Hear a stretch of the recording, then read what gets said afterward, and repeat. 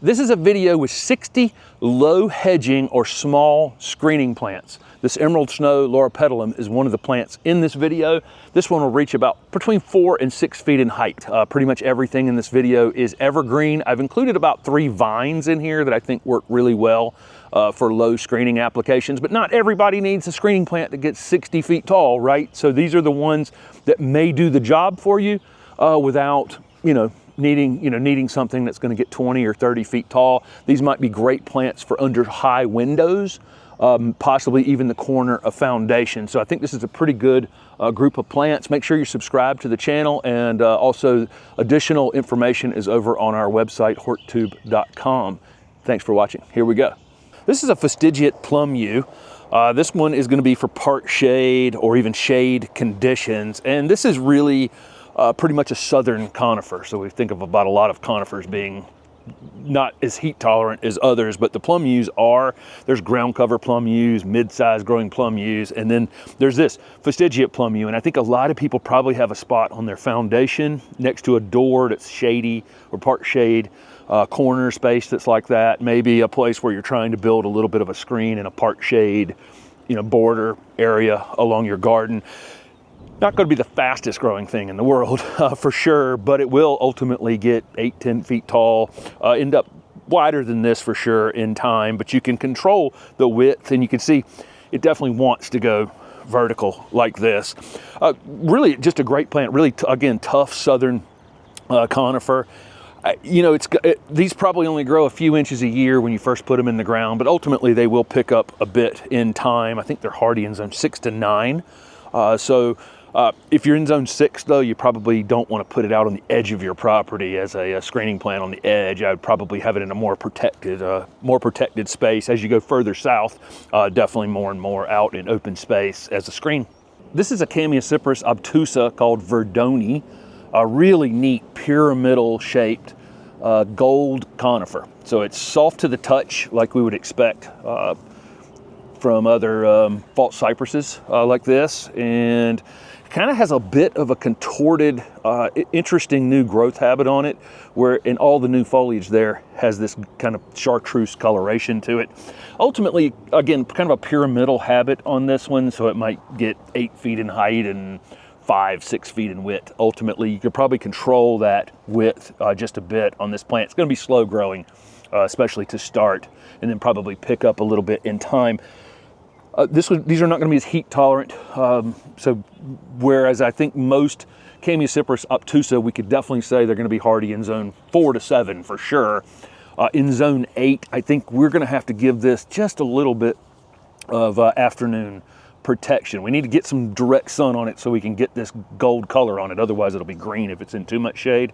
But in zone 8, I think you're going to want to protect it up in zone 8 in the Pacific Northwest. No problem at all. They can where it doesn't get quite as hot, it won't be an issue. But for us, midsummer, in zone 8, it might be a little bit hot for them. This is a great plant, and I love all of these false cypresses because, again, they're soft to the touch.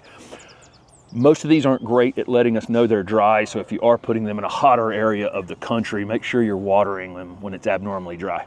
This is kind of a fun one. This is Chamaecyparis obtusa gracilis, otherwise known as slender hinoki cypress. This one grows very fastigiate, upright, if it's allowed to. It can be, if it ever gets top pruned, if you start pruning on the top of it, it will get wider. So I've seen them a little bit wider, but if you just let this thing grow, it becomes this very unusual, almost like telephone pole like growth on it in the future. Just like other Chamaecyparis obtusas, it's soft to the touch. All these false cypresses, so they kind of play nice in our gardens. This one's hardy in zone 4 to 8. In zone 8, it probably would appreciate not being in sun for 15 hours in July. So if you can put it where it'll get a lot of morning sun, early afternoon sun, and late day shade, that's probably beneficial overall to these. But I just think it has one of the more interesting growth habits for conifers. And again, this one's, it can become kind of a screening plant, but not super full.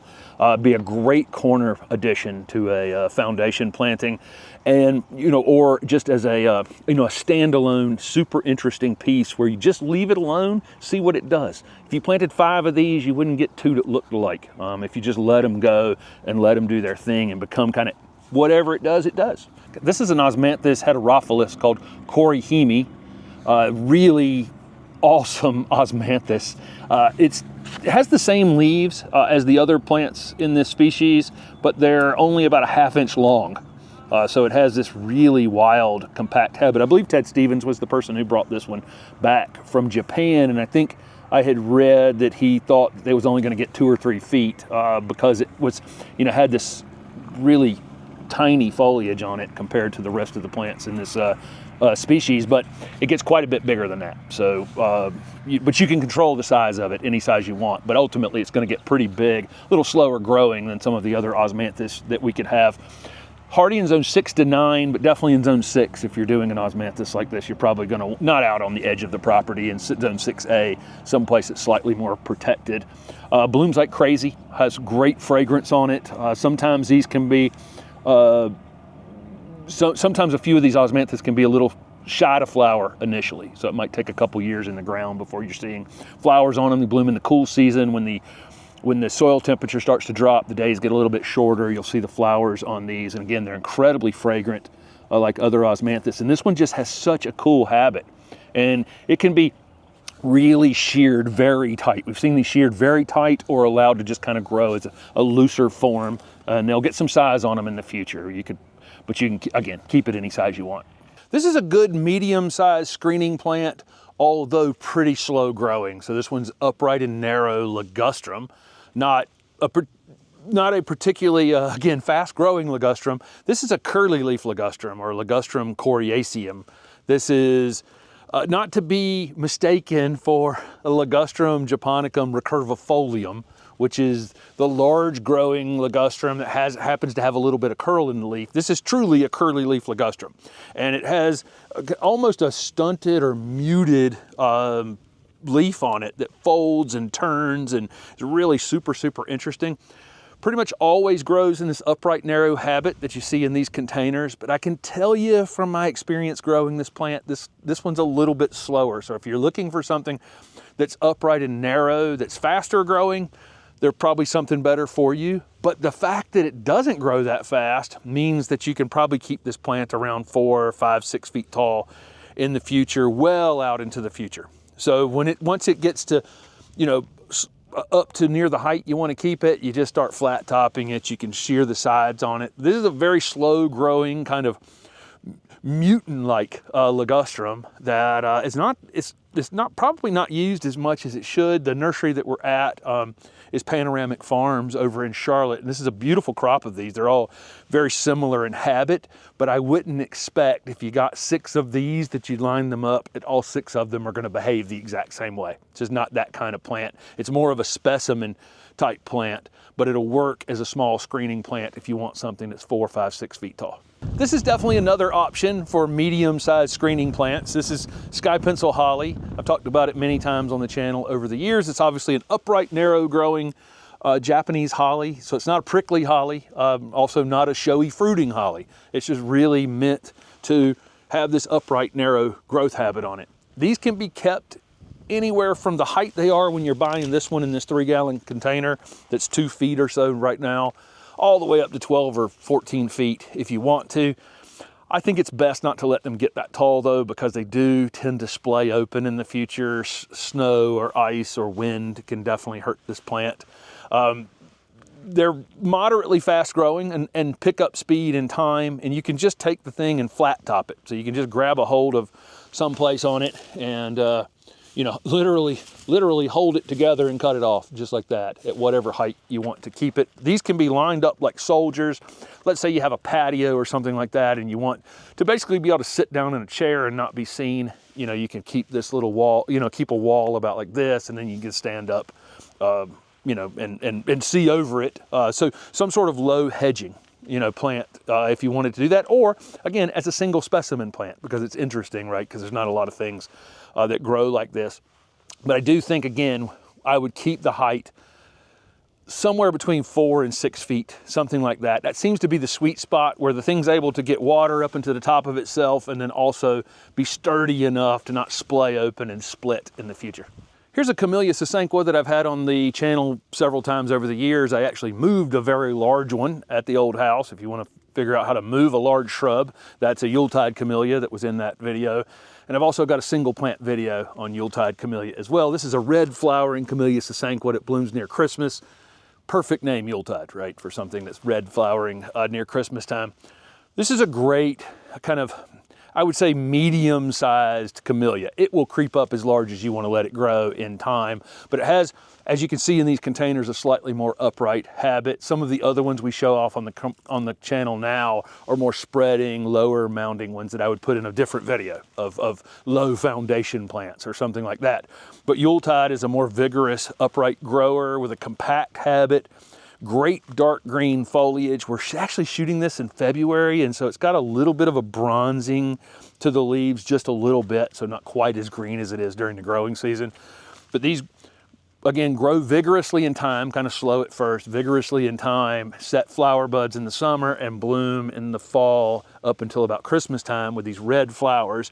Pollinators absolutely love this one, so I like to point out to folks that a lot of times we love these full double flowers that are big and full flowers, but this one has a single flat red flower, but because all the flower parts are exposed in the middle, the pollinators go crazy for this thing on warmer days in November and December. This is Rose of Autumn Camellia sasanqua. This one has a kind of a pinkish flower on it, late October, November, December, something like that. If it gets cold early, they'll carry a few buds over to maybe January or February. I'm filming this in the winter, and where the newer growth was toward the end of the season will turn a bit of a reddish color during the winter, but then also all the new growth that comes on these during the early part of the growing season has that kind of a reddish or pinkish tinge to it. It'll flush out, and when that growth hardens off a bit, that's when they start to set flower buds for the fall. And so you'll see that they completely bud up. And you'll see this one has a more upright tendency overall, and they've also been sheared on the sides just a bit. So there are, you can select for camellias based on what you want to do with them. If you want some sort of low growing spreading ones, you can kind of see that in the container typically. You can see the branches going outward like this. But if you see this vigorous upright habit on them, you're looking at a plant that'll probably get between 12 and 15 feet in height ultimately. Can be controlled between 6 and 8, something like that. But if you're in a part shade place, zone 7 to 9, and I will throw out that there are a few zone 6 Camellia sasanquas as well. If you're interested in something that's slightly more cold hardy, you need to pick up variety for that. But if you're looking for something in the part shade, low screening plant, lots of Camellia sasanquas available for that. This one's called Rose of Autumn. This is a really nice new crop of Goshiki osmanthus. Goshiki, mentioned this one many times on the channel. There's an individual plant video if you want to go back and learn more about Goshiki osmanthus. But Goshiki means 5 colors in Japanese, and so when this thing leaves out in the spring, it has kind of a pinkish red new foliage on it, and then it settles into these interesting variegations, and brighter in the newer growth and kind of darker green in the older growth on the plant. It looks wicked, like it would just eat you alive, but it's not really at all. It does flower, and it gets fragrant flowers like other osmanthus, but I've said many times it takes years for this thing to bloom for some reason. It's a little bit shy to flower, that's what I would say initially, but once it's established in the ground for a while. One at J.C. Ralston Arboretum, around 8 feet tall. I think if you see this on a tag, you're going to see 3 to 6 feet, somewhere in that range, typically for the height, but it will get bigger than that like any other leafy evergreen plant. You could shear these pretty hard in the late winter, early spring into either pyramidal shapes or upright narrow shapes, or however you want to keep them. And then that new foliage will come out on it, and it's super, super striking against that variegation. Here's a big crop of sunshine ligustrum. We're at Panoramic Farms over a little east of Charlotte today. They sell to garden centers and other places, but you can see how good of a grower David and his crew are here. This is an incredible crop of sunshine ligustrum. You see the yellow on them right now. They've got them under some shade, and they'll actually take them out in a little bit of sun before they leave here. They're best grown in part shade in a nursery situation, and then they're full sun out in our gardens at home. So there's some plants like that are weirdly tricky like that, where you grow azaleas in the full sun, old-fashioned azaleas in the full sun in a nursery, and then grow them in the shade at your house. Some are opposite from that. It's kind of weird. But sunshine ligustrum, great don't want to call it sterile, but it doesn't flower, so it doesn't produce fruit. So it's not like other Chinese privet in that way. And it has this gold coloration throughout the year. You can size control this thing ever how you want to do it. You want to make a 2-foot meatball, make a 2-foot meatball. If you want to make a 5-foot tall pyramid, make a 5-foot tall pyramid. Doesn't really matter at all. You can shape them and prune them however you want to, and it always is going to flush back out with this really bright gold coloration, which then it holds any part of this plant. And you can see these are in the shade, but where the sun's peeking around this corner right here, you see all the great color on them. So a little bit of sunlight, you know, direct sunlight on them just keeps this rich pop of color. I've covered it many different ways over the years on the channel, and you know, again, you can let them get 6 feet tall or a little more if you want to in the future, or size control it however you want to. But really great low screening plant, specimen plant, corner foundation plant, a container plant, all kinds of different uses you could come up with for something that has this kind of color year round. Here's a crop of gold mop cypress, and they've actually have these under a little bit of shade where they're growing them. And then they'll take the shade cloth off and they'll finish them in more sun, so they'll get much brighter coloration on them, because these get planted in the sun in the landscape. I said this before and I'll say it again. It's kind of funny because there are folks that want the gold mops that only get this tall, and then people that want the gold mops that get this tall. It's all the same plant. This plant will get as big as you want to let it get, up to 20 feet in height if you want to let it get 20 feet in height. But most people, I think, are going to use this. So this could go in a lot of different videos, right? I could put this on low foundation plants because it could absolutely be kept 3 or 4 feet as a little round fluffy ball that's, you know, lacy, soft to the touch. I could put it in a specimen plant video, right, where you'd put this on the corner of your foundation and let it get kind of tall and narrow and wispy. I could put it as a screening plant video. I could put it as a small screening plant video, like all kinds of things that you can do with this plant. And you can just size control it, prune it however you want to prune it, or put it in a place where you can let it get big and let it really take on, you know, basically almost becoming like a small ornamental tree in your landscape. But I love this plant. It's soft to the touch. It's easy. The more sun, the more color. Again, they're growing these in a tiny bit of shade, that's the reason you're seeing them not as bright as you normally would in my videos, if that's how it's showing up. The ones that are over here a little bit have a little bit more sun on them, and you can see a little bit more color on them. So they'll take this shade cloth off and they'll just color right up, and they'll send them out to retail, and they'll be beautiful gold mops on the tables. Here's a crop of Fatsia japonica. This is a leafy evergreen shrub, not the most cold tolerant thing in the world. Probably hardy just in zone 8 to 10 or 7B to 10. Zone 7 in a protected space, 8, 9, 10 out and open space, but part shade or shade conditions. So a lot of times when you get these big palmate type leaves on something, it's going to need some shade. Otherwise, these big giant leaves would burn for sure. This plant can get quite big. So we've seen them, you know, 12 and 14 feet tall, but they can also be controlled 4, 5, 6 feet in height. But it's a good kind of lower screening plant in a shady space, or a specimen plant, or you know, in a shade garden. You can size control it and keep it more like 3 or 4 feet in height if you wanted to. Really great plant. And in the fall or early winter, it gets these alien flowers on it. Looks like little alien realm balls of flowers that the pollinators absolutely go crazy for, and then sets of fruit after that. But Fatsia japonica is a very popular plant in the Southeast United States, especially for shade gardens, because it has this tropical look to it. It's kind of a semi-tropical plant, but it has this tropical look. These are small plants in 3-gallon containers. You can see the leaves on them now are probably 6 inches, 8 inches across. As this plant gets some roots under it in the ground, the leaves can end up 14, 15 inches across in the future. Flower spikes on them sticking up, you know, this high above them in the fall. Blooms when nothing else is, but really great, an interesting plant. And it will, you know, in a nursery setting, I'm filming this in February. It's got a few damaged leaves over here in Charlotte from, you know, a little bit of winter damage. I consider what's happened here a free pruning, and they'll flush back out and branch from that and really get growing in the spring. This is a skip laurel. Skip laurels have an upright, narrow habit. They can reach 10 to 15 feet in height, maybe 5 to 8 feet in width, typically about twice as high as wide in the landscape. You'll see these growing in full sun and over into part shade, and a lot of people watching can grow this plant. They're hardy from like zone 5B to 9, so a lot of folks watching can grow it. Beautiful dark green, lustrous foliage year-round. Again, very, very upright habit on this plant. You can see every stem is basically just going perfectly vertical. You will maybe get a side branch out on it occasionally that needs to be cut off, but not many. And then the flowers form in the spring along a raceme, white flowers.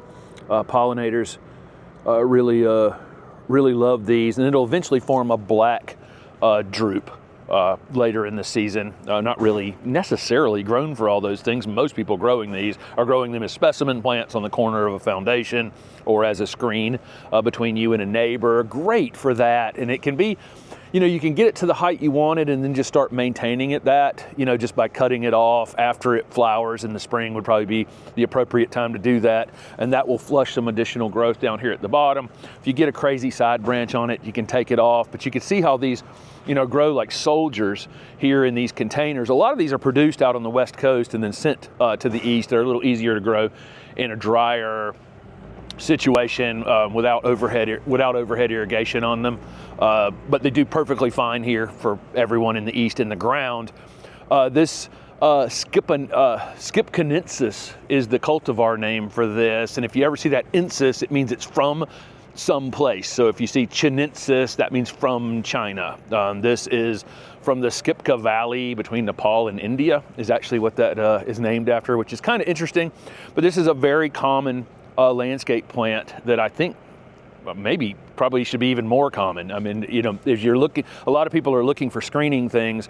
I think 10 to 15 foot is a kind of a sweet spot, because you could still maintain this. You know, it doesn't get to that point where it's 30 or 40 feet tall and you kind of don't know what to do with it anymore. Skip laurel kind of hits the sweet spot for that. This is a gold thread cypress called Paul's Gold. You may know Gold Mop is the other one it's been around forever that's similar to this. This one is more heat tolerant. That was what was selected for. So these are hardy in zone 5 to 8, but you know, they're quite a bit more overall heat tolerant. And we've had one in a container at the house for maybe 3 years now. It's such a great container plant with this soft foliage and the weeping habit, and you can see how great it looks in the winter time here. I mean, this is February as we're shooting this, and it's super, super bright pop of color out here, and I think it's holding its color a little better than when we saw some gold mops we were shooting yesterday. I think it's hold on to that yellow color just a bit better, so that may have been part of the selection as well, differentiating this one from Gold Mop. They'll get as big as you want them to let them get. So here's one. These are in the Southern Living Plant Collection. So in the Southern Living Plant Collection container, you can see how nice and full and round that plant is. You can shear this off and hold it probably at this height or a little bit bigger for years and years and years. Or you can just start to let it grow, and it will slowly creep up in kind of a pyramidal habit. So these have been obviously sheared off to be more roundish, but it's their natural growing habit is a little more like this. So if you just leave it be, it'll just keep creeping up, and it'll creep up as long as you want to let it keep growing. I had a 6-foot version of this beside my deck at the old house, and I cut it down to 3 feet. It didn't have anything on it whatsoever after I cut it, and it just flushed right back out from that. So they're actually resettable as well, which not a lot of conifers, not all conifers are that way by any stretch of the imagination, but this one can be reset in the future. But this is Paul's Gold, false cypress or Chamaecyparis, really great plant, and we've been super impressed with the heat tolerance in our Raleigh garden.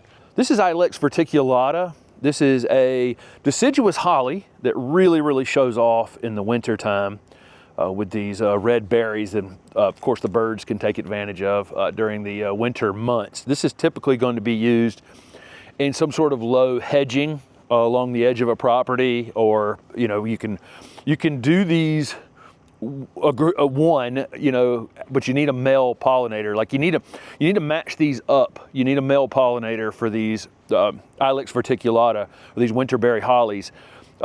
and you need to make sure it's matched properly. This is an early flowering one, so you need an early flowering male, like Jim Dandy would be an example of an early flowering male. So hopefully when you shop for these, they'll have the male that goes with it. But I would recommend that you get the male. It doesn't matter where it gets planted as long as it's on your, on the same property, and then get like 3 or 5 of these so that they really show off in a large group. And North Carolina does a pretty good job using these along the interstate in large masses. And when you're driving by this, it's just absolutely, it's unbelievable. We really haven't covered these all that much over the years because it's not, it's a green shrub. It flowers in the spring and it's just a green holly the rest of the year. It really comes to life when it loses its leaves. And what other plant would we talk about coming to life after it goes dormant in the winter time and loses its leaves? But that's when this plant actually comes to life.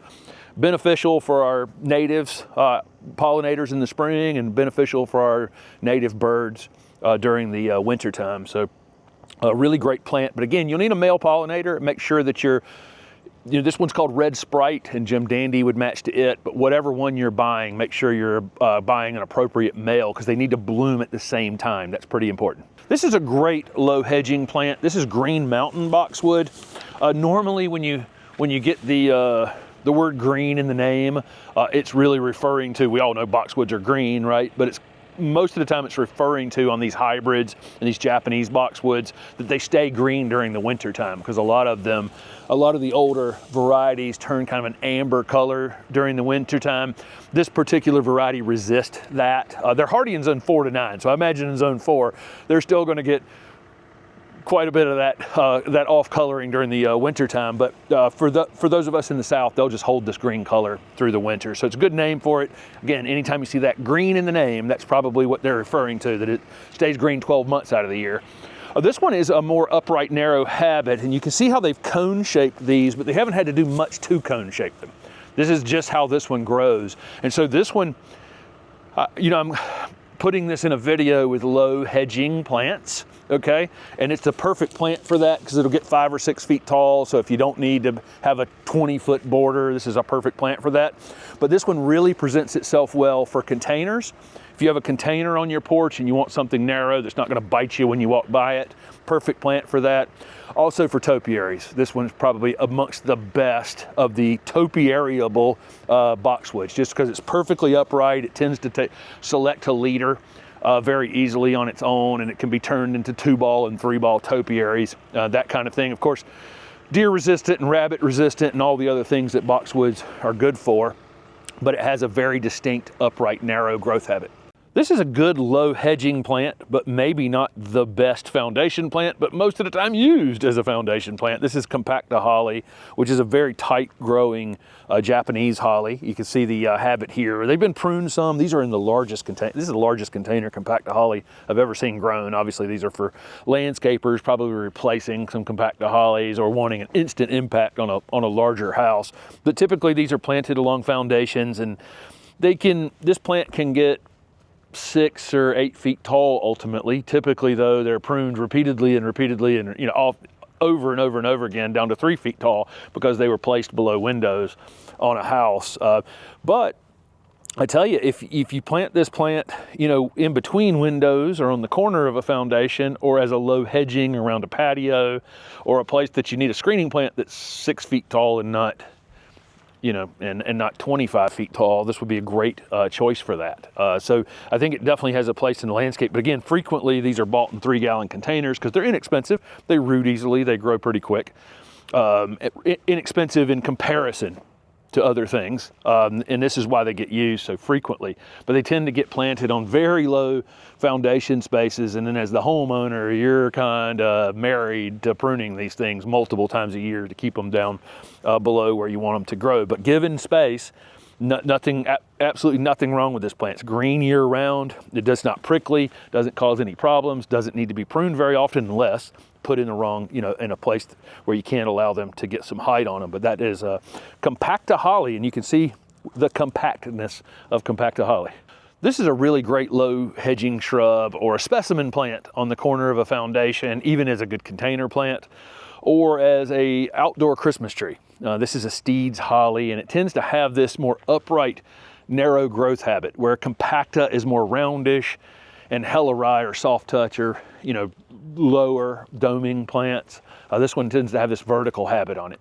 And so where they have been sheared a little bit to keep them this full, this is how they naturally grow on their own. And you can let this plant get as high as 10 feet to 12 feet in height if you want to let it get that tall, but you don't have to. These are not, since we're not growing these for flowers, you can prune it anytime between, you know, March and, you know, middle summer. Shear it, you know, however you want to shear it, and keep it as a little Christmas tree. You can decorate it during the winter time again, or this is a good candidate for lining up, you know, a few of them next to a patio, or some, if you're on a really narrow lot and you're just trying to look for something that's maybe 6 or 8 feet tall, that doesn't take up a huge footprint. So that's the thing with this plant, is I'm getting 4.5, 5 feet of growth out of it, but it's only 2.5 feet wide, 3 feet wide to do that. You can continue to shear it like that. So you can line these up like little soldiers in a little seating area next to your porch or something like that, and have a little bit of privacy without having to eat up a lot of your ground space. This is dwarf Burford holly. This is a very common shrub that's used sometimes planted on foundations, and probably you know, under windows is not the appropriate place for this plant, because I actually had one of these. You can see it started there with the berries on them. So, you know, it's a self-fruiting holly. It'll get lots of red berries on them, spring flowering. What I was going to say is that a lot we had one at the nursery that we used to take cuttings off of, a dwarf Burford holly, and it was 10 feet tall and 10 feet wide. And that was with us cutting on it a little bit to make cuttings on it. So over time, given space, this plant will get quite large, and I think it's probably lends itself better to be on a wall where you don't have windows. So if you have a wall where you got 15 feet of brick space and you're trying to figure out how to cover that up a bit, this would be a super tough plant for that, because it would take the heat of that maybe a brick wall would give to it. Corner foundation plant, although it's roundish and not upright, keep that in mind. There is again, roundish habit on this one. And then as a screening plant, so in a mixed border screen where you want something that's maybe 10, 12 feet ultimately, it really does slow down at that point, which is kind of nice. I don't think you'd have to do a crazy amount of pruning on this plant if you were trying to have it as a screening plant that was around 10 feet in height. This one is stretched a little bit. They had them super close together here in the nursery, and they'll do that frequently, is kind of grow them close together, then space them like this, and then in the late winter, early spring, they'll give them a little bit of haircut off the top, and this thing will fill in, and it's really kind of fast growing. With hollies, if you're trying to get hollies to grow faster, you will sacrifice some berries doing what I'm about to tell you to do, but with hollies, you can push them a little more than other plants. You can prune them coming out of winter, and that will stimulate some growth on them. And then after that growth hardens off, let's say this dwarf Burford holly grows about this much, about half of that can be taken off, and it'll grow again, and half of that can be taken off. And you can usually get away with getting at least 3 flushes on these in a single season. So you can add quite a bit of growth to them over the course of a single season if you're looking to use them as a screening plant. Again, dwarf Burford, I would say that 50% of them that have ever been planted were planted in the wrong place, but that doesn't make it a bad plant, because it just gets bigger than what the tags say. And if you put it where a space where it can really get big, you saw the berries at the beginning, the dark green foliage, really kind of a great ornamental plant that's zero maintenance in the right spot. I talked about dwarf Burford holly being very roundish. This is kind of more the upright version of this same single point holly. This is needlepoint. Good name for it, because it is a little needle on the end of each of these that is prickly. You shouldn't have to prune it though. It should not be an issue in the garden, really. Very heavy fruiting selection, self-fruiting, so it doesn't need a male, female. It will self-fruit, but if you have multiple plants on self-fruiting things, you tend to get more fruit overall, I will say. This plant is more of an upright grower, and you can really see that in the habit here, you know, in these containers, where dwarf Burford tends to be more roundish. And I think this is kind of the plant that I think a lot of people are trying to get when they buy dwarf Burford. You know, they're trying to get kind of a medium-sized growing holly that's kind of on the narrower side. But with dwarf Burford, you get round, and with this one, this is how it grows. It's naturally going to be more upright. So it lends itself to a corner foundation planting or a screening application where you have a narrower footprint. and you really can't allow the plant to get 6 feet out into your garden or something like that. So needlepoint, I think, this is a really industrial plant. Offers something to the pollinators, offers something to the birds, and not something you're ever going to have to really spend any time maintaining. This is a really cool hedging plant right here. This is an upright growing camellia, almost grows Christmas tree-like. This one's called Spring Festival. We're seeing more and more hybrid camellias out on the market doing various things, and lots of other species that we haven't used in our ornamental landscapes a whole lot. Over the years, we're seeing more and more introductions and more crosses. So you'll see that Camellia X, Spring Festival on this one. It is, I know it's a hybrid of Cuspidata, which is one of the species, camellia species. Cupsidate or something like that, camellia, I think is the common name for those. But this one has it was bred for a very, very upright habit. And you see it's an interesting blooming time. We're filming this in February. It looks like most of these flowers won't open until late February or early March. They're starting to show a little bit of color now, a little cold weather happening, so they'll slow down a bit, and then they'll start to open up a little later. And you can see all the way down into the oldest growth here, there's flowers on this thing, and the way it's presenting itself upright and narrow like this, you'll be seeing flowers from top to bottom. And so this is like a light pink rose form, kind of a semi-double flower. I'd really like to take one of these home. We're in Charlotte filming, and this one's a little big for us to take home, but I actually want this plant because we have a narrow landscape or small landscape, and we're always looking for something to put along the edge of it that's a perfect upright, narrow habit like this. So these are going to be hardy in zone 7 to 9, and a really, really interesting hybrid camellia. One other screening technique we can think of is using an espalier. So you can espalier fruit trees, you can espalier magnolias, you can espalier all kinds of things. We have a super narrow space on one side of the house. That's the south side of the house. It doesn't get a whole lot of sunlight in there. So we would need something that's pretty shade tolerant that we were thinking about putting on the side of the house. So we could get some height up on the side of the house without eating up what is truly a very narrow space beside the house, maybe less than 4 feet. So we could use an espalier like this. So espalier just means, forming it to the flat shape or the shape of something in order. So they've created a screen. This is a Camellia sasanqua, and the variety would be irrelevant. You can have any Camellia sasanqua, white flowering one, pink flowering, red flowering, bicolor flowering, doesn't really matter. Could be a Camellia japonica even. Camellia sasanquas I tend to see on these because they're a little faster to develop in a nursery situation. But this has taken a little while, to get started on here. But you could buy yourself a Camellia sasanqua, build something like this, and then you just form it to this in time.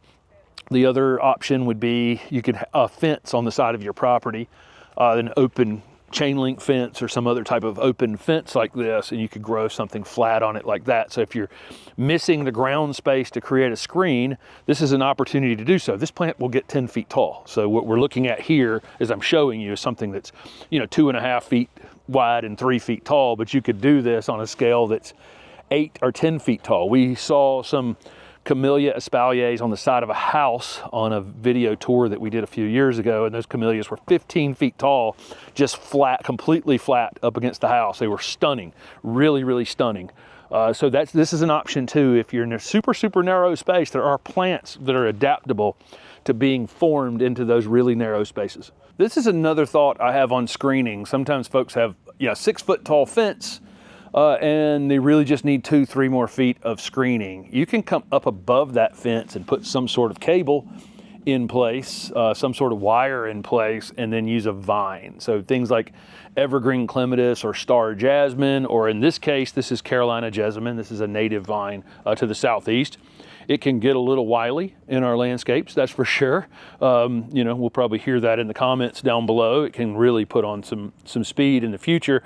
But if you plant it along a post on a fence and allow it to go up and then over in maybe 2 directions, maybe 15 feet in each direction, so that it ultimately ends up 25, 30 feet in width.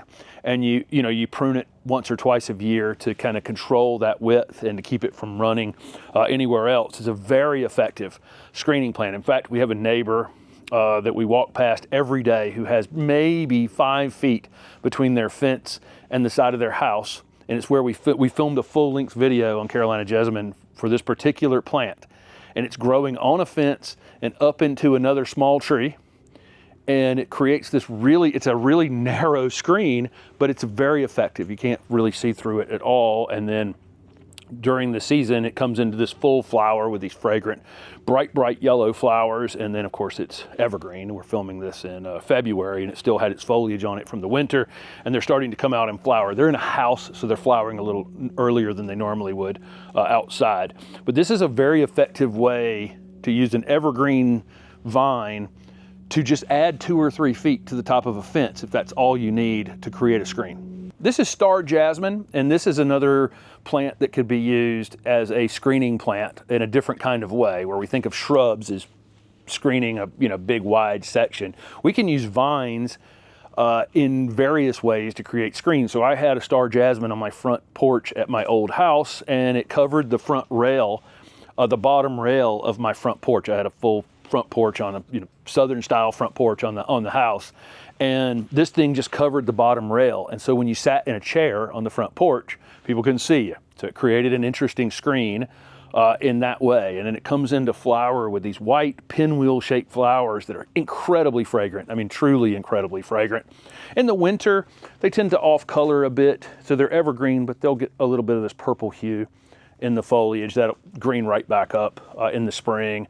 Bloom heavily for several weeks, and then they'll throw out a few flowers during the summer as well. So you'll have a few flowers on it here and there, but in the spring is when they come into full flower. A couple named varieties out there in the world. There's one called Madison that I really like quite a bit because it gets this interesting seed pod that opens up and almost looks like cotton or something like that on it. It's kind of interesting. But there are various ways that we can use these evergreen vines to create screens, making our fences taller, screening our front porches, low fences around, around a deck or an outdoor patio or something like that. And you can not eat up a lot of ground space doing it. I'm going to jump into the video real quick and remind you that over on HortTube.com, our website, we have t-shirts available. I think there's 7 different designs, something like that. And there's also, if you want to learn how to use these plants and maintain these plants in your gardens, we have 2 separate video series for that. The Learn to Garden video series is all about learning to garden, how to design with the plants, where to use them, how to create good soil in your garden. And then the Weekly Garden Planner is a week-by-week maintenance schedule and ideas for thinking about what you should be doing literally on a week-by-week basis. So we have those 2 items over on the website as well. Back to the video. Here's another pretty common screening plant in the southeast United States and out west as well. There's a couple other species that typically used in the west that are a little more drought tolerant, but this is Mackie podocarpus. And if you go down to a place like Charleston, you'll see garden after garden after garden screened off with these because they have this super upright, narrow tendency on their own. Pretty much all of the growth is heading straight up. And so if the houses are really close together in super narrow spaces, this is a perfect screening plant for that. Really tough. Where we think of a lot of conifers as not being heat tolerant, this one's kind of the opposite. It's not very cold tolerant, and it's super heat tolerant, tolerant of coastal conditions and sandy conditions and just all kinds of conditions, as long as it doesn't get super cold during the winter time. New growth tends to be a little bit lighter than the old growth and creates an interesting contrast. Typically, we'll see these growing in part shade conditions down in Charleston, but they'll take lots of sun as well. We have one called Romeo at the house that has white foliage on it, but it's very slow growing in comparison to the solid green forms of podocarpus. But this is Podocarpus Mackie. Again, it's just incredibly easy, upright, pretty fast growing evergreen hedging shrub. This is a variegated pittosporum.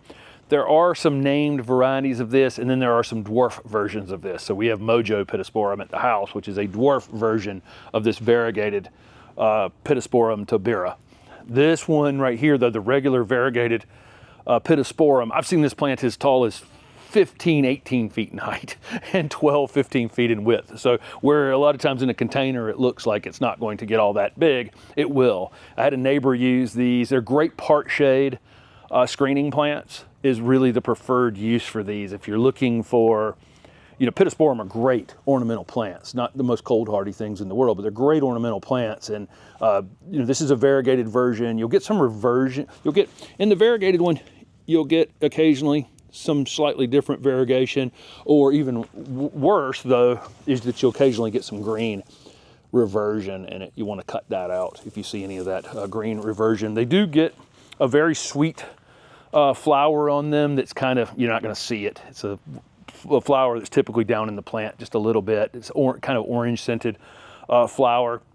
Pretty fast growing once it gets going, a little slow to start.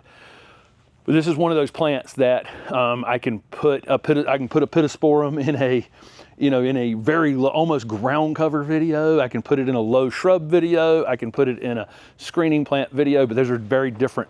They're different varieties. And so the regular variegated Pittosporum, this thing will get quite large, and it's a great option for a screening plant in a part shade space. This is Florida Sunshine Alyssium.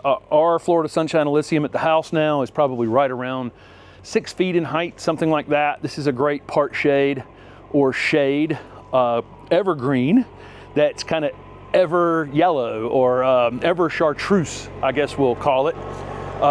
Really beautiful. The chartreuse color against those pink stems on this plant really make it shine. This is a plant that really lights up a part shade or shade space, and every time I film in our back garden, if this thing is in line of sight in the video, I'm getting questions about it, because it just brightens up a kind of a, what would be kind of a shady, dark spot next to our shed in the back garden. The other thing this plant gives you is contrast. So here is an evergreen rhododendron behind it, another shade plant, right? And you see how these two things contrast against each other. So this is one of those plants that, you know, not only stands out on its own, or in a small group, or in a small hedging situation where you want something that's 6 to 10 feet tall, something like that. It's also going to contrast with other things that you put in that hedge with it. This is Leanne Clayera from the Southern Living Plant Collection. This is a good kind of moderate size screening shrub. And most people, you know, when they're thinking about screening plants, you know, if I said something got 10 to 12 feet tall, that would be about the perfect size for the plant to get. Leanne is super interesting. I'm shooting this in February, and you can see a little purple tinge in the older foliage. Actually, as it starts to leaf out in the spring with new growth, it's almost red. And that red really, the entire growing season, anytime it's actively growing, has this reddish new foliage on it that settles back to this green. And again, in a colder winter, it'll turn this kind of a purple hue on the outside of it. It's a great 4-season plant. We have 3 of these in our front garden, and we're actually holding this plant in a much smaller size. So we're trying to hold this thing around 3 to 4 feet, not having any problem doing that, because every time we prune it, the new flush of growth comes out on it red again, and which is really, you know, really striking in our garden in Raleigh. But probably the overall best use for most people in an ornamental garden is going to put this on the edge of their property, someplace where you need something that's going to become a really good, thick screening plant from top to bottom that is very low maintenance and won't eat up a lot of ground space, because it's going to be more upright and narrow, and only gets about 10 to 12 feet in height, something like that, and is controllable around that height pretty much permanently in the landscape. So this is Leanne Clayera. This is a screening plant we've used at our house in Raleigh, North Carolina. This is Alyssium parviflorum. We'll see Alyssium floridanum and Alyssium parviflorum. That's the 2 native ones we'll see out in the world of horticulture. These are native to Florida and actually parts of Georgia, but they've become locally extinct in the wild in Georgia over time. We're growing it all the way up into our Raleigh garden, so it's, you know, quite a bit more cold hardy than just Florida. Interestingly, I'm filming it in a Georgia nursery, which is kind of wild that it's actually extinct in the wild here in Georgia, in the small areas that it was native to. So it's typically native to kind of swampy areas, but these will become quite drought tolerant in a part shade or shade conditions in our gardens, but it takes a minute. So when we put this plant in the ground initially, it would just wilt every afternoon, and it just didn't matter what the temperature was outside almost. And it took a while for it to become drought tolerant. But last year, We went through a 6-week period with no rain, highs in the upper 90s. We're watering all kinds of things all over the garden, and this thing was not wilting. It was not, you know, it has responded. It took a minute to get established, but if you have any shade conditions here in the southeast and are looking for a good screening plant, this is it. Again, it's a little slow to get started, a little slow to get rooted in, but once it is, ours is now 10 or 11 feet tall in the Raleigh garden, and it's the backdrop to a lot of videos. And it's just a fantastic plant. Of course, deer resistant. When you crush these leaves, this is anise would be the common name for this. When you smell it, you'll know why. Very, very pungent leaves that the deer won't eat. And a lot of people, you know, in our shady spaces where we're trying to screen the neighbor, you know, we have deer issues. So this is a perfect plant for that. This is a shamrock inkberry holly. Inkberries are native to the southeast United States. This is a named variety, and it stays a little fuller to the ground, tends to stay a little more evergreen in colder areas of the country. It does in time kind of thin down at the bottom. This is very, very typical of inkberry hollies, to thin right down at the bottom. This is an older container that we're filming, so it's not necessarily the best representation of what you would be seeing at retail, because this was just a very old container. But they do thin out down at the bottom. You can prune on the top of them some and get it to fill back in a little, but they're not the best at filling in like that. So I would almost grow this in a place where you don't mind in time that it is going to thin out somewhat at the bottom. Most tags are probably going to say 3 to 4 feet on this, but we've seen them 5, 6 feet pretty commonly, with a bit of a naked bottom on them, but really nice growth up on the top like this. They'll turn this kind of purplish hue in the wintertime. We're filming this in zone 8A or 8B maybe even, and up here in a container it's got a little bit of that purple color, but not as much as you'll get in colder areas, and colder areas will be very, very purple. I think these are hardy in like zone 4 to 9. Almost everybody watching can grow these. One of the things in the wild when we come across these is they colonize like crazy. I mean, like literally can take acres of space colonizing. But these named cultivars that are out on the market have all been kind of picked to be better woody ornamental plants. These are capable of taking moist conditions, but also can become pretty drought tolerant. Gets a black berry on it. Super, super interesting native plant that is very adaptable. If you have that, you know, that north side of our houses, sometimes it can stay a little wet in the winter and then be kind of hot and dry and sunny in the summer. It's a good choice for that. But again, I would plan on these getting 4 to 5 feet in height, something like that, being a little naked down at the bottom in the future, and then you can just kind of underplant it accordingly with something that's smaller. This is wintergreen boxwood. This one's pretty common out in the landscape trade. One of the main reasons for that is because it keeps this green color during the winter time better than a lot of other boxwoods. Anytime you see green in the name, that's usually the indicator that it was picked because it didn't turn quite as rust colored during the winter time. These are hardy in zone 4 to 9. I imagine they'll get some color on them up in zone 4 for sure during the winter, but for those of us in the south, this thing stays green throughout most winters. It can be kept whatever size you want to keep it. So height on this, 2 to 4 feet, a little wider than tall typically on wintergreen. So, you know, if you're keeping it 2 feet in height, it's probably going to be 2.5 feet in width. If you're keeping it 3.5 feet in height, it's probably going to be 3.5 or 4 feet in width, something like that. But really very, very easy plant to grow in the landscape. And, you know, boxwoods tend to be pretty popular in a lot of areas just because of deer related issues. Of course, you also have a plant that can, you know, keep its leaves in the wintertime in northern areas, which, you know, we don't have a lot of leafy evergreens for really, really cold spaces. So there's that as well.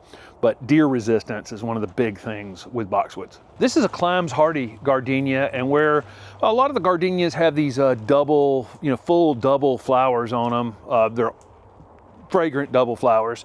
This one has a single, and a lot of people, you know, I didn't sell as many of these at the farmer's market growing gardenias over the years, because some people were turned off by that single flower, but this thing outflowers virtually every other gardenia. So it turns just basically solid white in May and June, and then it has residual flowers on it after that. And then you'll get these where the flowers were during the previous season, you'll get these red. These will turn bright red on the plant a lot of times and carry these up through the winter time. This one, I think on any list is gonna say it gets 3 to 4 feet by 3 to 4 feet, something like that. So low mounding shrub, and it can be kept that size forever. But we see the occasional one around the neighborhood that's at least 6 feet in height and probably 5 to 6 feet in width as well. Super hardy. These are, I think, amongst the easier gardenias, because gardenias can be finicky plants, but for some reason Climbs Hardy tends to outcompete the rest of them. Its will to live seems better than some of the other gardenia varieties. And again, I think you end up with far more flowers on it with the same exact fragrance as any of the doubles. This is Camellia X Pink Icicle. It is a hybrid camellia. It's often listed as Camellia japonica, but it's not actually a Camellia japonica. It does bloom when the Camellia japonicas are blooming. This is one of Dr. Ackerman's hybrids that's actually zone 6 hardy. Tends to have a slightly upright habit. I think it's Camellia williamsii and olifera, I think, is the two in the parentage for this plant. But it is a hybrid. Again, it's frequently sold as Camellia japonica because it has a japonica-like leaf and a bloom time that's similar to the japonicas. These are out in crazy cold right now. This nursery is in the process of covering everything. These aren't even pot tight in zone 8 here at Dudley's nursery. So it's just amazing how cold hardy this camellia actually is, with open flowers when last night was 27 degrees outside, and the flowers are open on them here. So this is one of the Ackerman hybrids to be on the lookout for if you're in zone 6 or if you're in zone 7 and you want to put a camellia out in a little more open space. This is a Podocarpus macrophyllus called Emerald Flame. I think Ted Stevens was one of the first people who brought this back from Japan. It has pink new growth on it. So I'm filming this in February, and you can see the great texture of this plant. This is going to be a good screening plant in part shade conditions or sunny conditions, and reach somewhere between 8 and 10 feet in height. You know, some of the other Podocarpus like Mackie tend to be a little more vigorously upright and can get taller than that. But this one is similar to the one we have Mood Ring at the house, where this one has a pink new growth on it. It's kind of a burgundy-ish. It kind of goes through changeable colors on its way to this solid green. Of course, in the wintertime, as you can see, it's green like this. And again, we have that one at the house called Mood Ring that's in the Southern Living Plant Collection. It has a similar habit where they're going to be ultimately upright and pretty narrow and reach somewhere in the 8 to 10 foot range. But great plant, great textured plant. Here in the South, we don't have a lot of conifers that are really tough in the South, and this is a good example of one that is. May take a minute with this one, where Mackie and a couple others are just more initially rigidly upright. This Emerald Flame and the other one that we have, the Mood Ring, tend to be a little bit leggy on the way. I mean, not leggy, but kind of wispy on the way to ultimately being a very upright plant. A lot of times when we're shopping for Akubas, you'll see just solid green ones, and then you'll see gold dust available. Not a lot of other selections, but there are a ton of named ones out in the world that are super interesting, and we have covered several on the channel over the years. This one's called Golden King. Great name for it. Quite a bit more yellow in this one than there is in gold dust. What a great looking plant. Of course, these are for part shade or shade conditions. You can keep these pretty much any size you want to keep them. Ultimately, most of these will creep up. These gold foliage plants are slower growing, or chartreuse colored plants are slower growing, but ultimately it can creep up over 6 feet in height, but can be kept more like 3 to 4 feet in height if you want to do that. But what a great plant.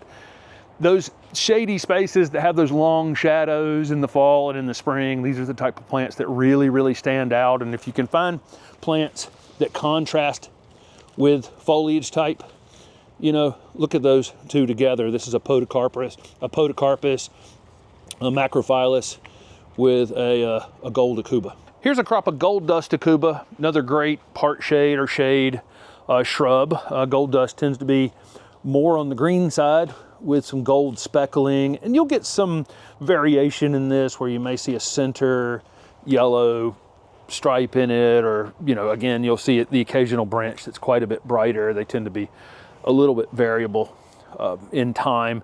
You can let these get 6 or 8 feet in height in time, or you can keep them 3 to 4 feet in height. Totally up to you on how you handle these. They are moist, well-drained conditions is kind of ideal for a Cuba, but they will take dry shade, which is a nice thing. And if you go to the Asian garden at Ralston Arboretum, you can see tons of different variegations and non-variegated Cuba in that space. And you know, I've always loved a Cuba. Again, though, gold dust tends to be one of the more common ones you'll find at retail, but more and more we're seeing some that have brighter variegations, more chartreuse color in them, some that almost look completely yellow with just a spotting of green, rather than, you know, green with the spotting of yellow. But really versatile plant for our shade and part shade areas. Sometimes you'll see this is deer resistant, and I made the mistake of saying that on a video in the past, but lots of people have deer just mow these down. So I would not put it in the deer resistant category. Here's a great screening plant in the Southern Living Plant collection. This is a sweet viburnum called Coppertop. And as you can see here, it's late February, about to be March in South Georgia. And they're starting to put on new foliage. You can see why it's called Coppertop. Anytime this plant is actively growing, it has this really intense coppery red foliage on it. And you can prune this repeatedly during the season and continue to get it to leaf out like this. We have one of these in our Raleigh garden. These are hardy in zones 8 to 10, and you could probably get away with them in 7B in a very protected space, and you can get away with them in 8A in a slightly protected space. You want to be probably zone 8B to 10 before you put these out in where they're going to get a lot of wind, on them. They get those fragrant flowers that sweet viburnum get, pretty long bloomed, great foliage on these. Rapid growth habit once they get going. I mean, really rapid growth habit. I planted these in the old garden before I left, and in a single season, even with root competition along a wooded edge, they had grown 3 or 4 feet in a single season. This is a very vigorous growing screening plant. Full sun is probably best overall to keep it super compact, but again, I had them in part shade at the old house, and it was a great looking plant. But this is a sweet viburnum that has this additional thing where it puts on this incredible color show anytime it's actively growing. Here's a group of 1 gallon Lady Banks roses. This is a vining rose, and it looks pretty docile here in this 1 gallon container, right? All staked up and neat and orderly here, but this thing can become very, very vigorous and very, very big in time. I'll include a few vines in a screening plant video just because I think it does give you an opportunity to create a screen in a different way. I had a landscape customer for years, lived in a neighborhood near where I currently live now, where we live now, that had one of these over an arch as an entryway into her back garden. And the nice thing about Lady Banks is that a lot of vines will only vigorously grow up or out, and they won't weep back down necessarily. And Lady Banks does a great job of weeping back down. So it went right over top of this trellis and down to the ground, and you really couldn't see through this space. So it created a screen in a different sort of way that led to a room, an additional room in this garden. And so I like it for thinking about screening in a different kind of way other than just, you know, upright soldiers lined up across the garden. You know, you can create fences and then grow vines on them and other interesting ways to create screens. This is a very vigorous growing plant. It's going to require some pruning occasionally. Where we think of sometimes roses blooming in the spring and then repeatedly blooming through the summer and fall, Lady Banks rose is going to bloom once. This is a yellow one that comes in white. It comes in a couple other shades between white and yellows as well. The yellow is definitely the more vivid of the, you know, the colors on them. But again, this plant can be strategically used as a screen in your garden. And when it comes out and blooms in the spring, so it sounds like I'm knocking it that it only blooms once. that one blooming that it does, it completely covers up. And one of these large Lady Banks rose can probably have 100,000 flowers on them at one time, which is pretty wild to see. This is Spring Sonata Indian Hawthorn, and this is part of the Clean Sweep series of Indian hawthorns from the Southern Living Plant Collection. These are newer introduced Indian hawthorns that have very clean foliage. So what we've seen in a lot of older Indian hawthorn varieties, some leaf spot issues. They're in that rose family, and roses, have issues sometimes, as we know, with leaf spot issues. But this is a new series that's been introduced that are very, very clean. The foliage is just beautiful on these. Spring Sonata is going to get more like 4 to 5 feet in height, so kind of a larger mounding Indian hawthorn. A lot of dwarf Indian hawthorns out there you can keep 2 to 3 feet, but this one is good for a low hedge. Perfect plant for a low hedge or a slightly larger foundation, maybe where your windows are up a bit higher on a sunny side of your house. Spring flowering, and this one will get just absolutely covered up in white flowers as it matures. This is a small, newly planted 2-gallon pot plant, really. But as it matures, very full plant on its own. Doesn't really require anything from you to make this a perfect little 4 to 5 foot round ball at all. Spring flowers, white flowers, and then get to kind of a purplish or bluish colored berry on it in the fall. Really great ornamental plants, and we've seen them fall out of favor a bit as ornamental plants because of disease issues, but now we're seeing through some plant breeding, some plant selecting, some new ones arriving here on the market. Okay, this is Bronze Beauty Claera from the Southern Living Plant Collection. The Southern Living Plant Collection has I don't know how many there are, probably 5, I may be off on that number, Claera in the collection, and they do they're for various things. That Bronze Beauty has probably one of the medium-sized growers. Medium size in a Claera is probably going to be 12 to 15 feet in height, something like that. We have Leanne and what is the other one that we have on the edge over there? Bigfoot in our garden in Raleigh, and Leanne probably stays the smallest. Again, Bronze Beauty somewhere in the middle. Bigfoot, the name is appropriate for one that's going to get big, big, big. It turns this, with the winter color on it that you were seeing up close at the beginning, is kind of a purpley bronze color, but then as the new growth starts on these, we're shooting this at the end of February. These are kind of small 3-gallon plants right now. They will grow like mad, really can grow 2 or 3 feet in a single season pretty quickly, and all the new growth on it as it's coming out from that is this bronze color, and it really has this incredible two-tone coloration on it with the old green foliage. Then after that hardens off a bit, if you want to, in the early summer, you can go out and shear these a bit. They don't require shearing to stay full as screening plants, but they can be sheared, and that will produce a new round of color on them. And that's what we do on our Leanne Claera at the house, because it also has beautiful new color on it, is we can just give it an extra shearing, and that creates more of that. But if you're looking for pretty fast growing screening plant that's not going to get 20 or 25 feet tall, kind of a medium-sized screening plant, Bronze Beauty Claera is a good one. This is Emerald Snow Loropetalum. This is actually a green foliage Loropetalum, and it seems like when I started in this business, Loropetalum, a lot of them had green leaves and white flowers and got gigantic, and then the purple foliage thing just kind of took over, and that's all we kind of see out on the market for the most part.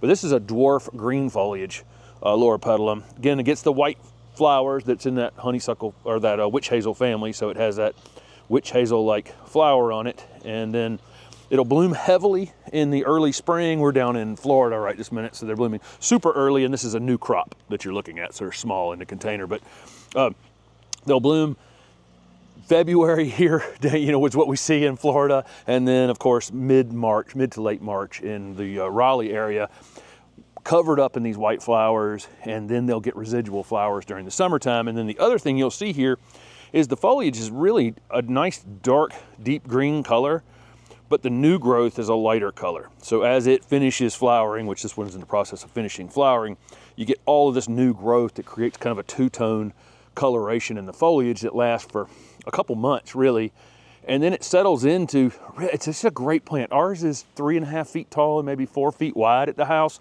Branches come up and weep down. So with some other Loropetalum, the branches just go straight vertical.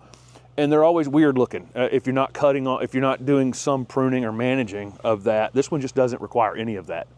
Really easy to maintain. And if you're following along with the channel, we'll show you pruning our emerald snow loropetalum in the future just to keep this natural look. This is August Beauty gardenia. This is one that's been on the market for a long time, and it gets some size to it. There's a lot of gardenias out on the market that are ground cover gardenias, and then a lot that are in the 3 to 4 foot range. And we'll frost-proof gardenia being one of the more common ones that are that size, or jubilation, in that 3 to 4 foot range. And then there's August Beauty, which gets 5 to 8 feet. Something like that. It can be kept smaller than that, and a lot of people do keep it smaller than that. But you can see it has a pretty upright habit overall. Really great dark green foliage on this one. Typically for us in our Raleigh garden, these would bloom sometime in May, so a little later than the other spring flowering shrubs. And they have big double white flowers on them. Not as big as tropical gardenias by any stretch that get really large, 3 and 4 inch flowers. But these are, let's say 2.5 inches across, very fragrant. Again, double flowers. They'll come into full flower all at once, just kind of almost not cover up, but lots and lots of white flowers on it. And then during the summer into fall, they'll throw out the residual flower the rest of the season. But this one has a great dark green foliage, upright habit, probably misplanted as much as any other plant, because it's going to get this big.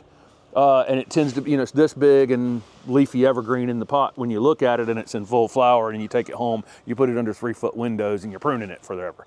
So put this on a corner foundation or in a low screen if you're in warm enough areas. These are hardy in like zone 7 to 10. 7A, you definitely have them very protected up against a house. 7B, a little more open space. By the time you get to zone 8, this could be in a low hedge. That's kind of the proper place for this plant, because you can see its natural habit is to be kind of rigidly upright, and it becomes a nice, upright shrub like this, unless you're having to prune on it all the time. Gardenias can come with a few problems occasionally that, they can be a little finicky in our gardens. Make sure you're in a well-drained spot. That's the starter point is to make sure you plant these up high a little bit above the grade in the garden and allow them to dry out between rains and waterings. This is Ruby loropetalum. This one's one that's been around for a long time.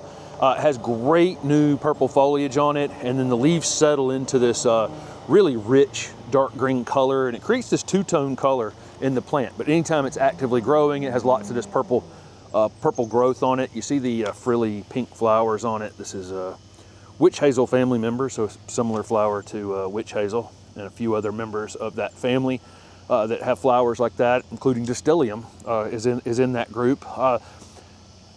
Ruby is interesting because Ruby, when it first came on the came out on the market and was talked about, it was 3 to 4 feet in height, on the tags, but it creeps up much bigger than that. The one that I had at the nursery before I left, the one we took cuttings off of, was over 10 feet in height. But it adds height. You see how it has this kind of weeping habit?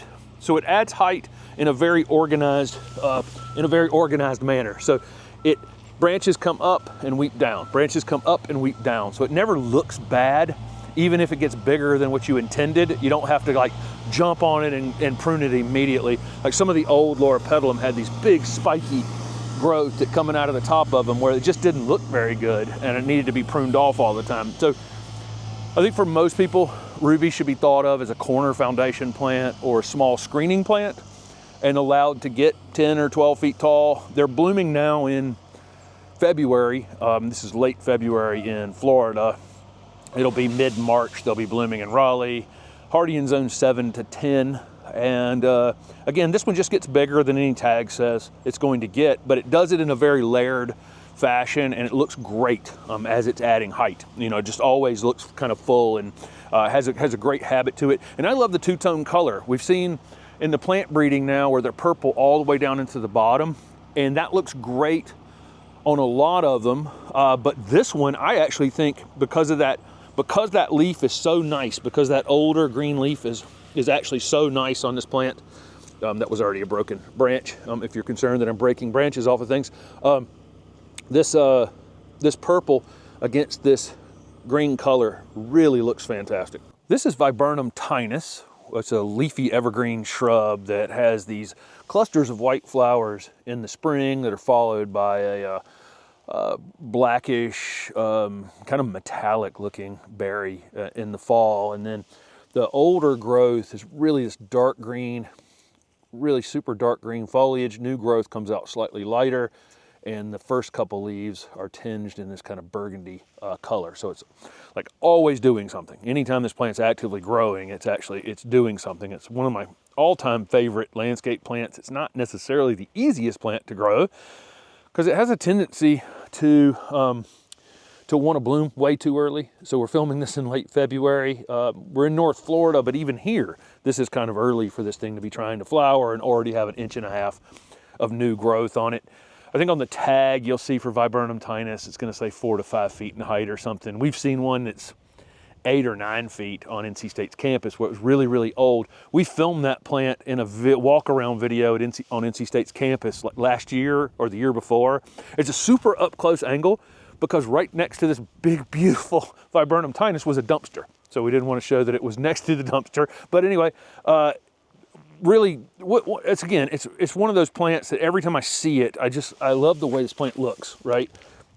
But again, this plant, and I have some frustration because really tough winter up in Raleigh can knock these back a bit before they're, once they have some size and some maturity on them, they're really tough landscape plants. But the first couple of years, they can have a tendency to get burned a bit in the wintertime.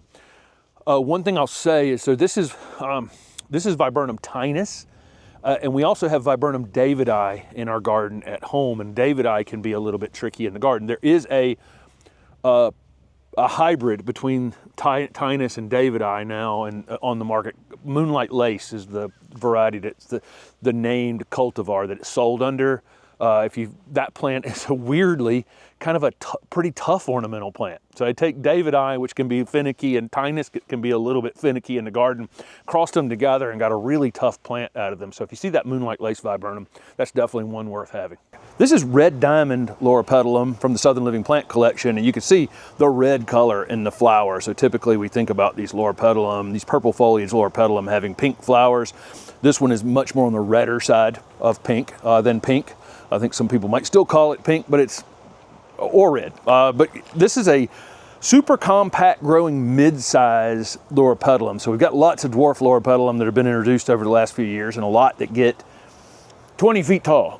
there's a lot of room between the 3-foot tall ones and the 20-foot tall ones, and this one kind of lands in that sweet spot where I think a lot of people want a larger growing loropetalum but not become a tree ultimately. So this one can be kept around 6 feet in height. Probably it will creep up taller than that in time if you let it, but somewhere in that 6-foot range would be easy to keep it there. We're filming this in March, and typically sometime in March or April in our Raleigh garden is when these loropetalum will come into full bloom like this. This is a small plant. They'll let this one flush out before they send it out. Foliage is purple year round, zone 7 to 10, and then the flowers come into full flower in the spring on early temperature change. So these come into flower typically before your last frost date, as soon as the ground temperature warms up at all. And then they'll get some residual flowers on them during the summertime, and then typically in the fall come in with a few more flowers than they were doing during the summertime. But really, it's gonna have that purple foliage year round, regardless of flowering. You can see they're in that witch hazel family with that little frilly flower that lots of witch hazel plants in that family have. But this is a great variety because I think it finds that sweet spot with a mid-size loropetalum, where if you need a low screening plant, you don't need something that gets 20 feet tall, you don't want to be pruning on it all the time, this is a good one. This will be a different kind of low hedging plant than you might think about. This is an azalea, an Encore Azalea called Autumn Twist, and this is one of the larger growing of the Encore Azaleas. So a lot of the Encore Azaleas, they can be divided into dwarfs, kind of semi-dwarfs, and then larger growing varieties. So Autumn Twist, again, is one of the more vigorous ones. So you can get this one about 4 or 5 feet. And for a lot of people, that's kind of enough of a screen. If you're at your patio seating or something like that, and you're just looking to be able to sit down in a little bit of privacy, this is a great plant for that. We have a neighbor that has these at the top of his driveway, full sun, really tough conditions, right next to the roads. I'm sure the dogs coming by are targeting them quite a bit. they come into full bloom in the spring and absolutely cover up in flowers, and then they come back into bloom in the fall and absolutely cover up with flowers. This is one of my definite top Encore varieties. There's like 34 of them, but this was a bicolor flower. Some will open purple, some will open white, and some will open purple and white. It's really an interesting plant, you know, because almost season to season, it seems more white one season and seems more purple another season. But I like the growth habit on this one. And we've got another friend in the neighborhood who actually has more vigorous growing azaleas as his screen around his patio, like I'm talking about. So, you know, I would not discount a more vigorous, it's here in the South, a more vigorous grower around. I think this one is one of the zone 6 varieties. So this one's going to be hardy in zone 6 to 10. This is Diamond Spire gardenia. This is a really interesting gardenia that's kind of upright and fastigiate. So it's upright and narrow. Most of our gardenia varieties are either very large, kind of roundish shrubs or very low hedging shrubs. This one kind of is in the middle of that. It gets, you know, 4 feet tall, maybe slightly higher than that in time, and only about 2 feet in width. So it's a really interesting container plant if you're looking for a thriller in the middle of the container, and then you can put some sort of weeping, you know, or you can put your filler and your spiller in there with the thriller. These are going to bloom with very fragrant flowers, just like any other gardenia. Sometime typically around May or June, maybe a little earlier if you're down in the Gulf Coast area. These are hardy in zone 7 to 10. This one's so interesting because not only does it have an upright habit, and then it comes into full flower with these flowers, it wears these flowers on the outside, which is really, it almost looks like they're placed on it. They're so perfect. Of course, super fragrant, but it has this very different foliage than you'll see. It's almost the foliage of something like a fiddle leaf fig. Of course, a much smaller version of that, but you see how interesting the foliage is on this one. So even if this was not a flowering plant, this beautiful evergreen shrub looks great in the garden, with or without flowers on it. So they'll flower typically, again, for us in the Raleigh area, sometime around mid-May. So after most of the spring flowering shrubs have finished, that's when the gardenias tend to come into flower. And then it will get residual flowers on it during the summertime. So full flowered late spring, flower here and there the rest of the summer. And then this really interesting upright narrow habit. This is a Cephalotaxis called hedgehog.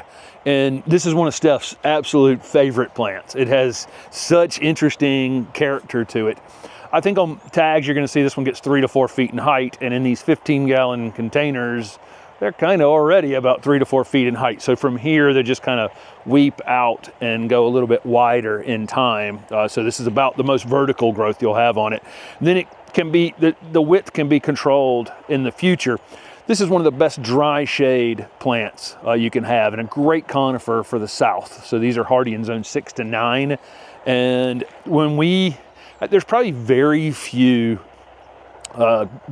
really great gardens we see in the Southeast. If you go in the shady areas, that you're not going to see these Cephalotaxis being used because they're a plant that just doesn't need anything from you, and they show off year round, and they give a good backdrop to maybe perennials, other perennials and things that go to sleep in the winter time.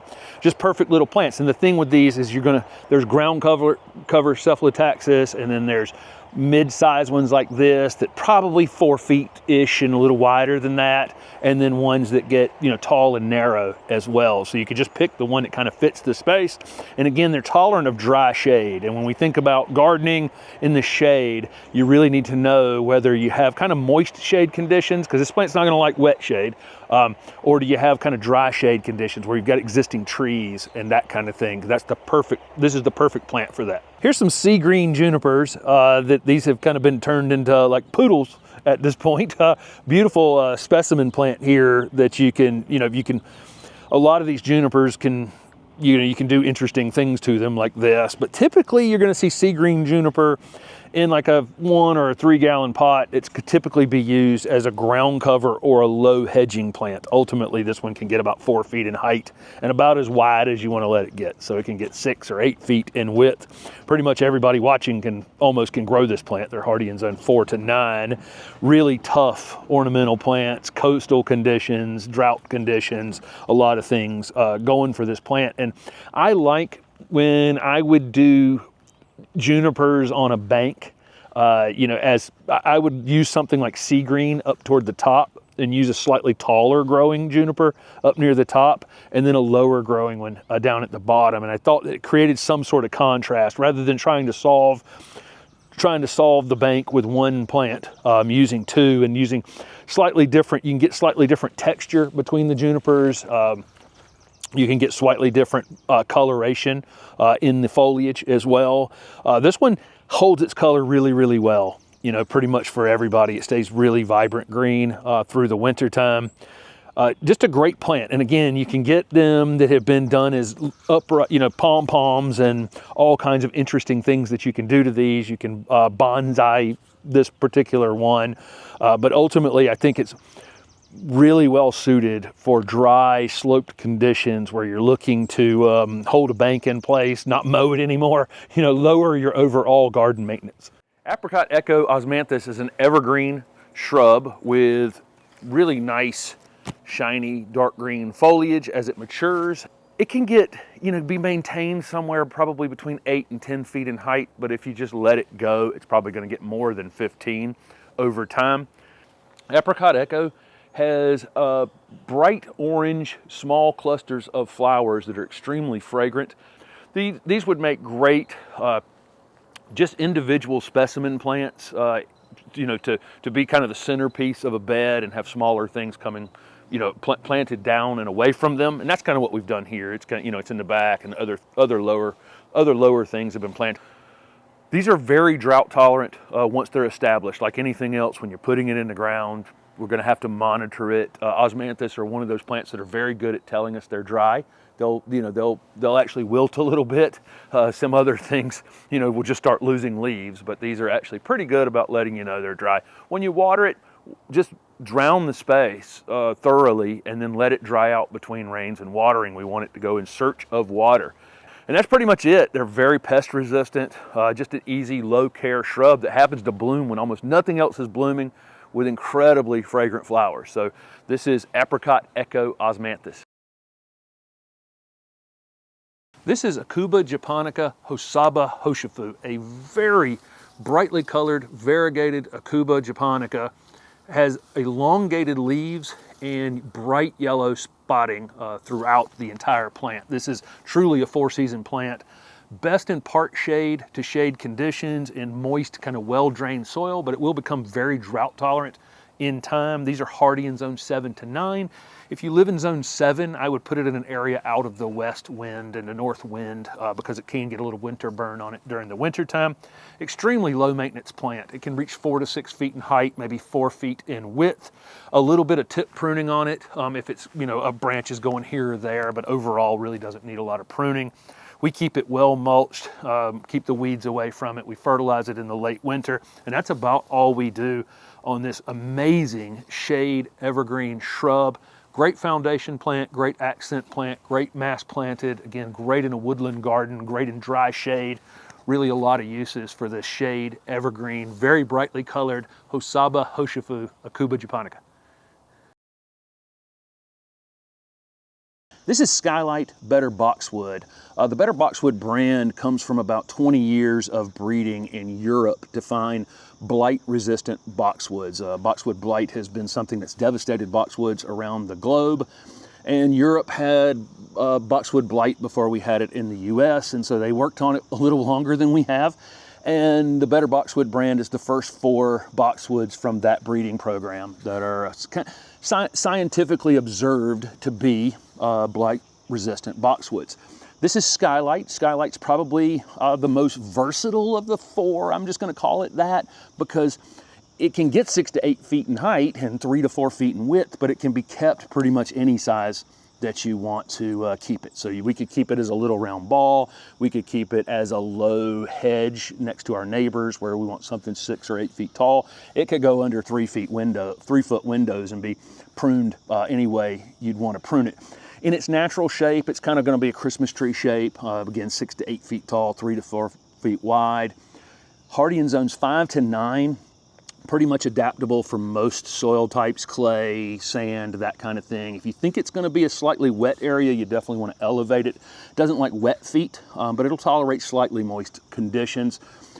In zone 9, probably a part shade situation is best, or at least having the roots shaded just a little bit, because they are kind of shallow rooted plants overall. Up in zone 5, the more sun, the better. But again, I think skylight is incredibly versatile. I think this is a plant that you can use. It's evergreen. It's going to allow blues and white colors to really pop in the garden.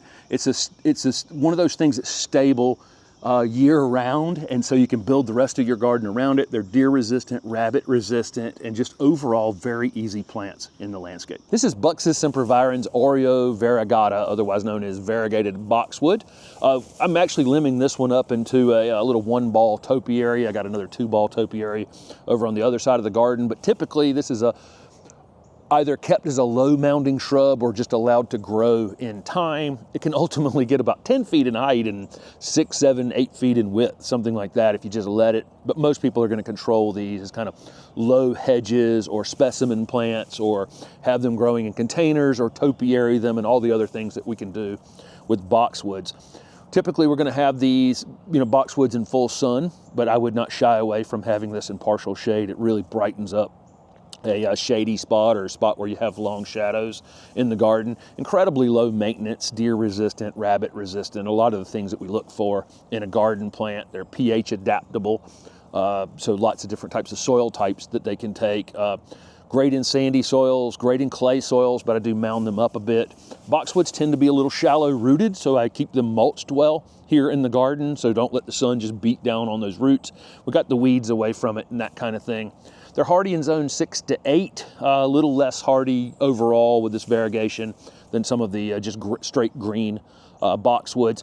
When it starts to grow in the spring, the variegation is kind of a bright white edge to it. And then as the season goes on, that bright white settles into kind of a slightly off yellow color on the variegation, filming this between Christmas and New Year's. And you can see what a bright pop of color this is here in our Raleigh, North Carolina garden. But I really love these variegated boxwoods because they're so low maintenance, but they give you this incredible pop of color here in the garden 12 months out of the year. This is Alyssium floridanum gray ghost, and it has the perfect name because it has this gray bluish foliage on it with a little bit of white variegation out on the edge. Really neat looking coloration on this Alyssium. These have flowers, mainly kind of a little bit on the interior, these spidery looking flowers. It might smell a little bit fetid, that are very, very pale pink in the spring, and then it'll get a few repeat flowers during the fall months. This plant will end up somewhere in you can keep it anywhere between like 6 and 10 feet in height, maybe 4 to 6 feet in width, or slightly a little bit wider than that in time. This is a fantastic plant for part shade or shade conditions where maybe you have some deer pressure and you need something that will give you a bit of a border or a screen in your garden. They're acid-loving plants native to the southeast. They'll take slightly moist conditions. They'll also take dry shade conditions, but what we know from every Alyssium variety that we have in our garden here in Raleigh, it takes a minute to get them rooted in. So initially, they'll wilt a lot, and it seems like they're just never going to get themselves established, and then eventually they get themselves rooted in, and then we barely even have to think about them. And we have many varieties of native and non-native Alyssium here in the Raleigh garden. Really an incredibly low maintenance plant that the deer aren't going to bother. Really not going to have to do a whole lot of pruning on it. It keeps a pretty full habit on its own. If you did any pruning on it, it'd be in the late winter. Again, these are acid-loving plants, and so our soils typically in the southeast are kind of perfect for these.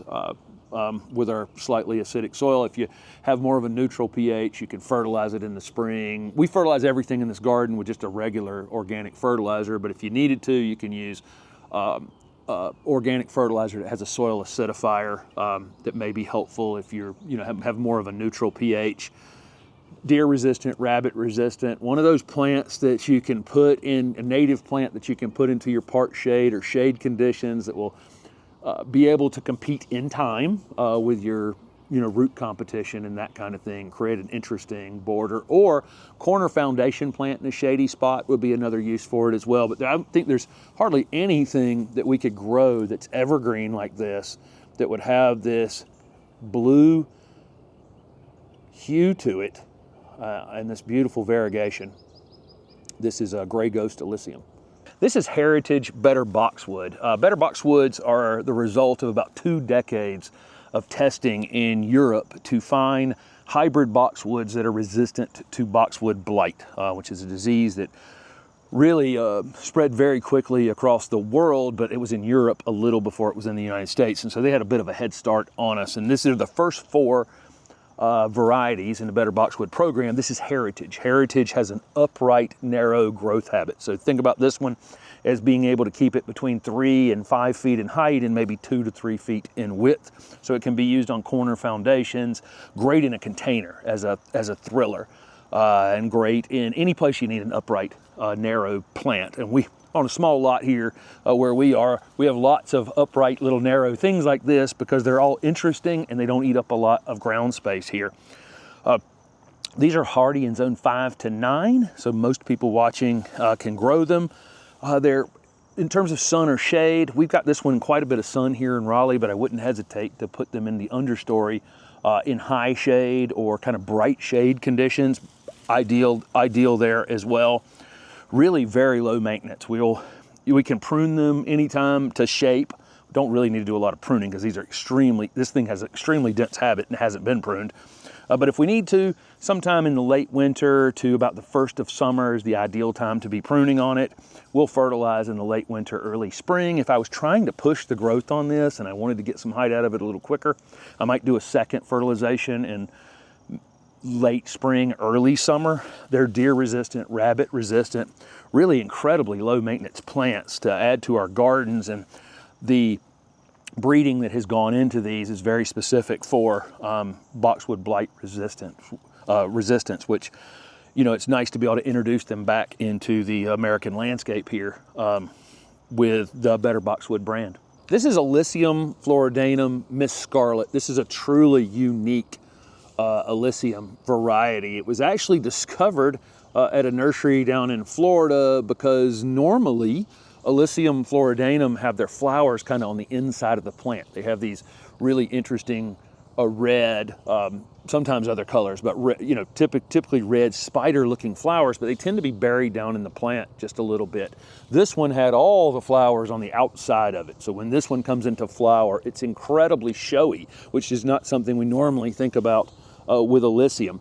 The value of Alyssium is that they're native to the southeast, you know, floridanum's native to the southeast United States, and it takes wet soils, dry soils, tough shade conditions, really just tough ornamental plants that deer don't eat because they have this this anise smell to the leaves when you break them open.